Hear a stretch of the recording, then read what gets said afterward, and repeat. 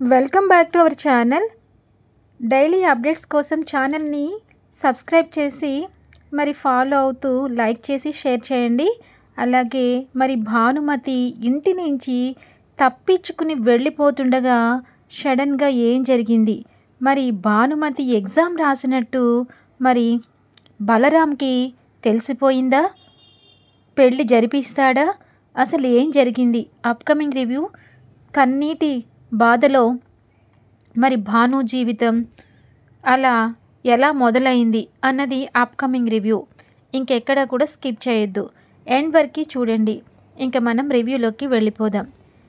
Episode start అవ్వగానే మరి ఆగిపోయిన పెళ్ళికి బలరాం ఒప్పుకోవటంతో ఇంట్లో అందరూ సంతోషంగా ఉండేసరికి శారద, పార్దు నచ్చిన అమ్మాయితోనే మళ్ళా పెళ్ళికి ప్రయత్నం మొదలుపెట్టాం కదా, విజయవంతంగా ఒప్పుకున్నారు కదా, నీకు సంతోషమే కదా అని అడుగుతుంది.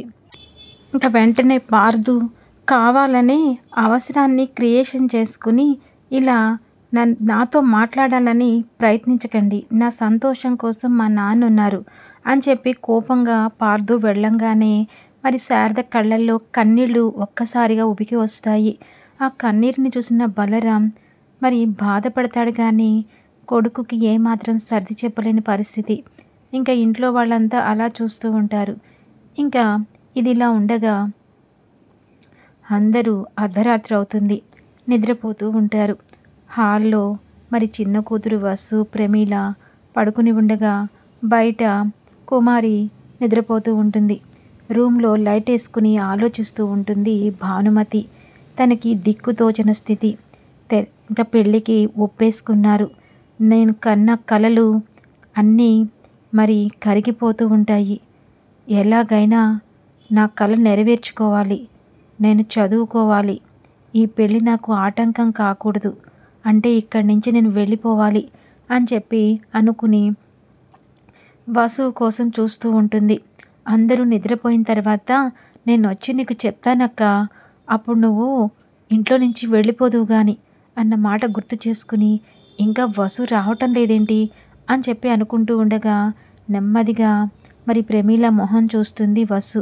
అమ్మయ్య, అమ్మ నిద్రపోయింది అని చెప్పి అడుగులో అడుగు వేసుకుంటూ ఇంకా మన భాను రూమ్లోకి వెళ్తుంది. చెల్లి, అందరూ నిద్రపోయారా? అవునక్క, నిద్రపోయారు. వెళ్ళిపో అక్క, నీ కళ నెరవేర్చుకోవాలంటే ఇక్కడ ఉంటే నెరవేరదక్క, ఎక్కడుంటే నీకు మంచి జరుగుతుందో అక్కడికే వెళ్ళక్క, మళ్ళా ఎవరన్నా చూస్తే నిన్ను వెళ్ళనివ్వరు అనగానే సరే వసు అని చెప్పి ఇంకా బ్యాగ్ తీసుకుని గట్టిగా చెల్లిని హాక్ చేసుకుని ఏడుస్తూ ఉంటుంది. వెళ్ళక్క, నువ్వు బాగా చదువుకుని నువ్వు కన్న కళ నిజమైనప్పుడు నేను మళ్ళా నిన్ను కలుస్తానక్క అని అనగానే ఇంకా బ్యాగ్ తీసుకుని బయటికి వచ్చేస్తుంది. అర్ధరాత్రి వేళ చిట్ట చీకటిగా ఉంటుంది. వసు వెళ్ళి వాళ్ళమ్మ పక్కన ఎలాగో పడుకుంటుంది. ఇంకా రోడ్డు మీద బ్యాగ్ తీసుకుని వెళ్తూ ఉంటే, తండ్రి నేను ఇంట్లో నుంచి అడుగు పెట్టాను, ఈ అడుగు ముందుకు వెళ్ళేటట్టుగా చూడు తండ్రి, నేను వేసే అడుగులో నాకు విజయం కావాలి, నేను కన్న కలలు నిజం కావాలి, నేను డాక్టర్ని కావాలి అని చెప్పి అడుగులు వేస్తూ ఉంటే అర్ధరాత్రి వేళ రోడ్డు పక్కన మరి తాగుబోతు వాళ్ళు తాగుతూ తూలుతూ ఉంటారు. వాళ్ళని చూసి కాసేపు భయపడుతుంది. ఇంకొంచెం ముందుకు వెళ్తుంది. అక్కడ రోడ్డుకు అడ్డంగా కోటి తాగేసి నడి రోడ్డు మీద పడిపోయి ఉంటాడు. ఎవరైనా అచ్చ నాన్నలాగే ఉన్నాడే, ఎవరో చూద్దాం అని చెప్పి బ్యాగ్తో దగ్గరికి వెళ్తుంది. ఇంకా చూస్తే కోటినే బాగా తాగి నడవలేని పరిస్థితుల్లో అక్కడ కుప్పకూలి పడిపోయాడు. ఇంకా బ్యాగ్తో పక్కనే ఉండి, నాన్నే కదా, నాన్న కోసం నేను ఇప్పుడు ఆగితే నేను కన్న కలలు నేనే కూల్చుకునేటట్టు అయిపోతుంది, వచ్చిన అవకాశాన్ని చేజార్చుకోకూడదు అని చెప్పి వెళ్ళాలి అనుకుంటుంది. ఈ లోపల రోడ్డు మీద చాలా పెద్ద బస్సు వస్తూ ఉంటుంది. అమ్మో, నాన్నకి ప్రమాదం, బస్సు ఎలా వెళ్తుందో ఏంటో అనే లోపల చాలా అంచుల్లో బస్ దాటి వెళ్ళిపోతుంది. అది చూసి గుండె తరుక్కుపోతుంది భానుమతికి. నాన్నని కాపాడుకోవాలి, నాన్న ప్రమాదంలో ఉన్నాడు అని చెప్పి నాన్న లే నాన్న, ఇంటికి వెళ్దాం లే నాన్న అని చెప్పి లేపుతూ ఉంటుంది. ఏ ఏ అని చెప్పేసి స్పృహలో లేకుండా అటు ఇటు తిరుగుతూ ఉంటాడు. ఇంకా వెంటనే లేపి భుజానికి బ్యాగ్ వేసుకుని నాన్నని ఒక షోల్డర్ మీద వేసుకుని ఇంకా భానుమతి నడిపించుకుంటూ తీసుకెళ్తుంది. ఇంకా తను అనుకుంటుంది, తను ఎగ్జామ్ రాసిన విధానాన్ని గుర్తు చేసుకుంటుంది. అంతగా తప్పించుకుని పరీక్ష రాసి ఇప్పుడు నేను చదువుకోవాలనుకున్నవన్నీ ఇంక ఈ రోజుతో సమాధి అయిపోయినట్టే అనుకుంటూ వాళ్ళ నాన్నని ఇంటి ముందుకు తీసుకొస్తుంది. తీసుకురాగానే ఇంకా హే హే అని చెప్పేసి అంటుంటే బయట వరండాలో పడుకున్న కుమారి ఒక్కసారిగా లేచి, ఎవర్రా ఈ అర్ధరాత్రి వేళ నిద్ర డిస్టర్బ్ చేస్తున్నారు అని చెప్పి చూడంగానే భానుమతి కోటిని చూసి షాక్ అయిపోతుంది. ఇదేంటి ఇంత అర్ధరాత్రి వేళ వీడు తాగి రావటం ఏంటి, వీడిని తీసుకురావటం ఏంటి అనుకునేసరికి ఇంకా వసు ప్రమీల కూడా లేచి కూర్చుంటారు. అమ్మా భాను, నువ్వేంటమ్మా, అయినా మీ నాన్నని నువ్వు తీసుకురావడం ఏంటి, చేతిలో బ్యాగ్ ఏంటే, ఏం జరిగిందే అని చెప్పేసి అడుగుతూ ఉంటుంది. ఏంటి అర్ధరాత్రి వేళ మాకు చెప్పకుండా ఇంట్లో నుంచి పారిపోవాలనుకున్నావు కదా అని ముసలామ కుమారి అంటుంది. ఇంకా ఆ మాటకి ఏడుస్తూ ఉంటుంది భానుమతి. ఇంకా ఆలోచిస్తావేంటే, నీ కూతురు నీ కంట్లో కారం కొట్టి మన జీవితాల్లో ఏదో ఇది మన ఇంటికి పట్టిన అదృష్టం అనుకుంటే మన బతుకులు బస్టాండ్ చేసేయడానికి ఇంట్లో నుంచి తప్పించుకుని వెళ్ళిపోవడానికి ప్రయత్నం చేసింది. దారిలో వాళ్ళ నాన్న కనిపిస్తే తిరిగి వచ్చింది, అదే కదా అని చెప్పి మీరు ఊరుకోండి అత్తయ్య, పద్దాక అలా ఆలోచిస్తారేంటి అని చెప్పి నువ్వు రావయ్యా అని చెప్పి ఇంకా భుజాన్ని వేసుకుంటుంది కోటిని. ఏయ్ నువ్వు ఆగు అని చెప్పి అంటుంది కుమారి. ఒక్క నిమిషం అని చెప్పి చెంబుతో నీళ్లు తీసుకొచ్చి మొహం మీద వేసి కొడుతుంది. మత్తులో నుంచి బయటపడతాడు కోటి. ఏంటి అమ్మా నా మొత్తంతా తీసేసావు అనగా, ఏంట్రా మత్తులో నువ్వు తొలతూగుతుంటే తాగేసి నీ కూతురు నీ పెళ్ళి పరువు తీసేయడానికి ఇంట్లో నుంచి వెళ్ళిపోవడానికి రెడీ అయింది, చూసావు కదా బ్యాగ్ అనగానే ఇంకా ఏంటే బాను, ఏంటిదంతా, నీకెన్నిసార్లు చెప్పాలి, నీ జీవితం కోసమే కదా మేమంతా ఆలోచిస్తుంది.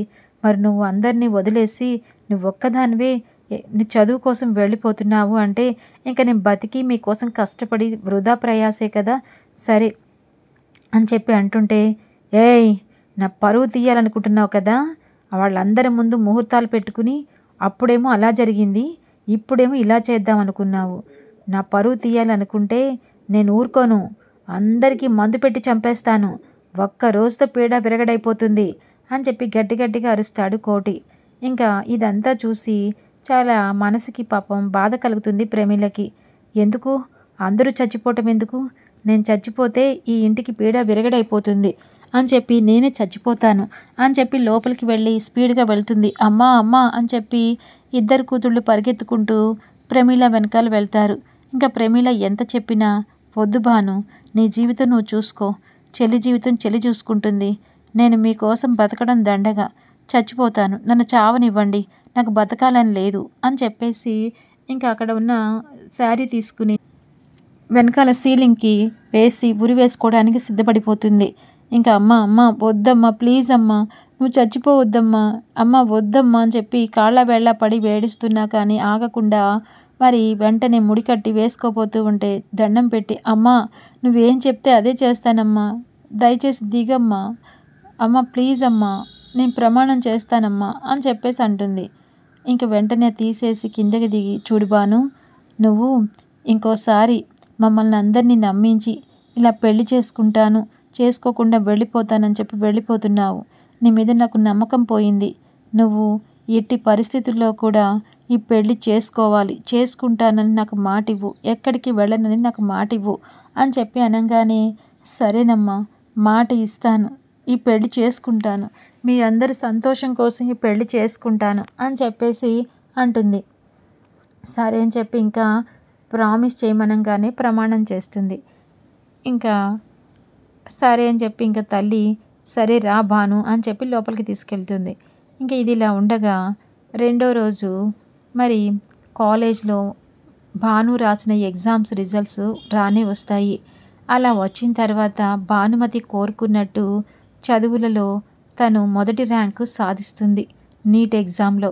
అది తను రాసినప్పుడు పట్టు చీర నగలతో పెళ్లి బట్టలతో వెళ్ళి ఎగ్జామ్ రాసింది కాబట్టి ఆ ఎగ్జామ్ సెంటర్ వాళ్ళు తను రాసిన ఫోటోని మరి న్యూస్ పేపర్లో చాలా పెద్దగా వేస్తారు. ఆ ఫోటో మరి ఎగ్జామ్ రిజల్ట్స్లో పెద్ద హెడ్డింగ్లో పెట్టి భానుమతి రిజల్ట్స్ కోసం పేపర్లో అనౌన్స్మెంట్ అయితే ప్రింట్ అయితే అవుతుంది.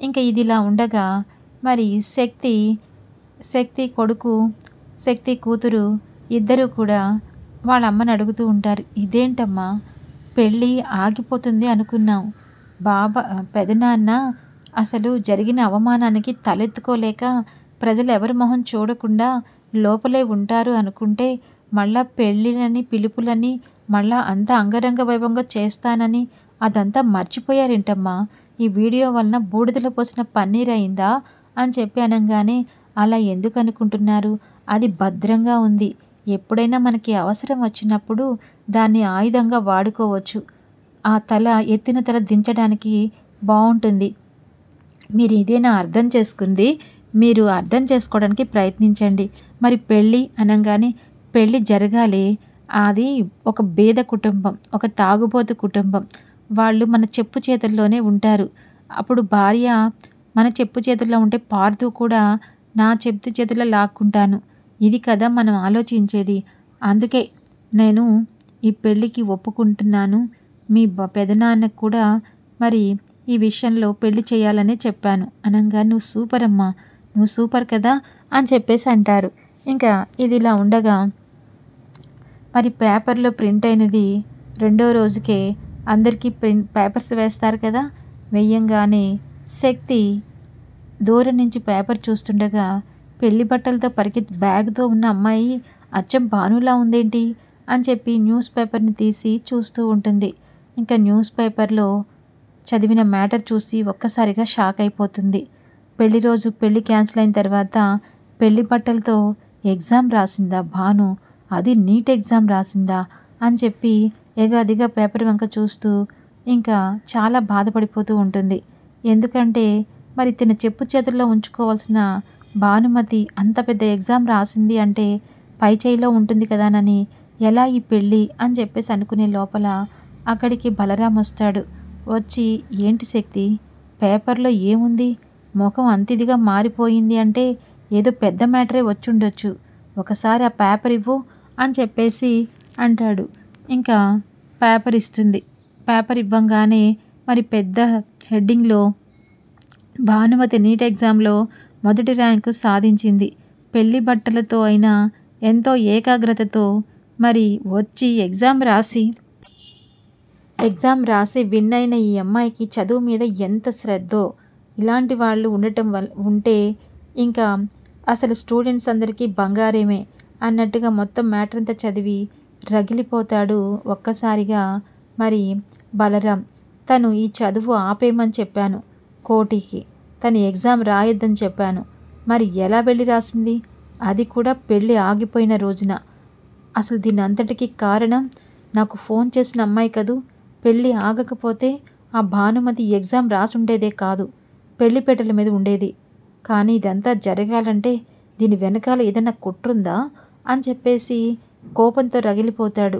ఇంకా వెంటనే, ఏంటి బావగారు ఏం ఆలోచిస్తున్నారు, ఆ పేపర్లో ఉన్నది మీరు చూసింది నిజమే, కానీ భానుమతి మన ఇంటికి వచ్చినాక చదువు మానేస్తుంది కదా, పెళ్ళి ఆగిపోయిందని ఎగ్జామ్ రాసుండొచ్చేమో, అంత మాత్రాన చదువుకున్న అమ్మాయిని పార్దుకి ఇవ్వకూడదు అనుకుంటున్నారా అని చెప్పి అడుగుతుంది.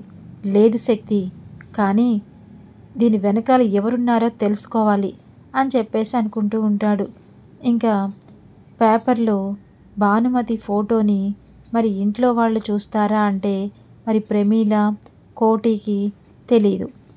ఇంకా వెంటనే బలరాము కోటికి ఫోన్ చేసి ఇంటికి రప్పించి, నీ కూతురుతో ఎగ్జామ్ ఎందుకు రాపిచ్చావు అని చెప్పేసి అడుగుదామని చెప్పి ఫోన్ చేస్తాడు.